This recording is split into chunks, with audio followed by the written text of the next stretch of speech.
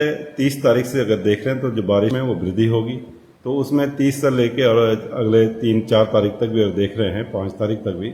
तो अच्छी बारिश पूरे प्रदेश में ही रहने वाली है। ज़्यादातर जगहों में हल्की से मध्यम है और इसके साथ साथ भारी से बहुत भारी वर्षा भी जो है हिल्स में खासकर और जो हमारे मैदानी क्षेत्रों से लगे डिस्ट्रिक्ट है उसमें जो है या एका दुक्का जगहों में प्लेन्स में भी वो भारी वर्षा देखने को मिलने वाली है या बहुत भारी वर्षा जो है जो मिड हिल वाले डिस्ट्रिक्ट हमारे प्लेन से लगे हुए डिस्ट्रिक्ट हैं या अंदर के भी जो जैसे बागेश्वर पिथौरागढ़ है, तो इनमें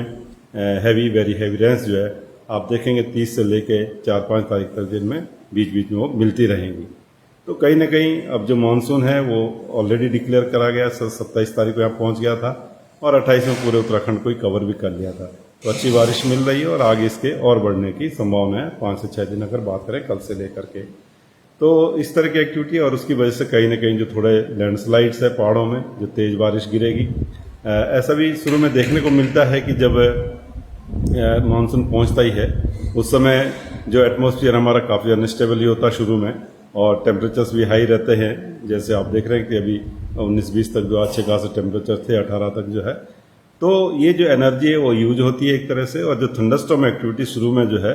मानसून फ्लो के साथ जो है वो अच्छी खासी मिल जाती है। तो उसमें आप देखते हैं कि जो शॉर्ट ड्यूरेशन में 5-6 सेंटीमीटर बारिश मिलना, 7 सेंटीमीटर बारिश मिलना विद इन आवर जो है, और उसकी वजह से कहीं ना कहीं फिर जो लैंडस्लाइड या फ्लैश फ्लड है ऐसी चीज़ें कहीं कहीं पर हिल्स में विशेषकर वो देखने को मिल जाती है।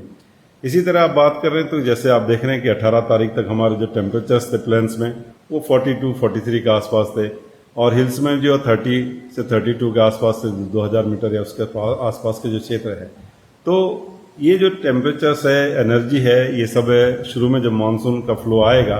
तो जो थंडरस्टॉर्म एक्टिविटी वो काफ़ी फिर सीवियर मिलती है। तो उसमें शॉर्ट ड्यूरेशन में जो है ज़्यादा रेन मिलना या फिर जो वेरी हैवी रेन्स मिलना जो है शुरू में वो चीज़ें वो देखने को मिलती है। इसी की वजह से जो थंडरस्टॉर्म एक्टिविटी है वो ज़्यादा रहेंगी उस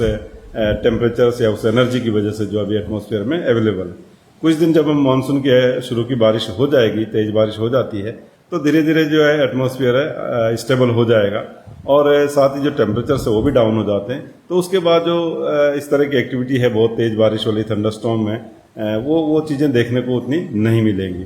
साथ ही जैसे जैसे फिर समय आगे बढ़ेगा तो टेम्परेचर भी कम हो जाएंगे और स्टेबल एटमॉस्फेयर होने की वजह से फिर जो है जो रेन की एक्टिविटी जो एक लाइट मॉडरेट तक की रेन्स वो मिलती रहती हैं। हैवी रेन केवल तभी आगे मिलेंगी जब कोई विशेष सिस्टम जो है, चाहे डिप्रेशन या लो प्रेशर एरिया, वो हमारे क्षेत्र के आसपास आ जाता है या जो मानसून फ्लो है और पश्चिमी विक्षोभ उनमें कोई इंटरेक्शन होता है, तो तब बारिश की एक्टिविटी बढ़ती है। अदरवाइज फिर जो है नॉर्मल एक्टिविटी जो है मानसून में जो लाइट मॉडरेट रेन्स है वो फिर देखने को मिलती है। तो यही मैं अभी कहना चाहूँगा। नमस्कार।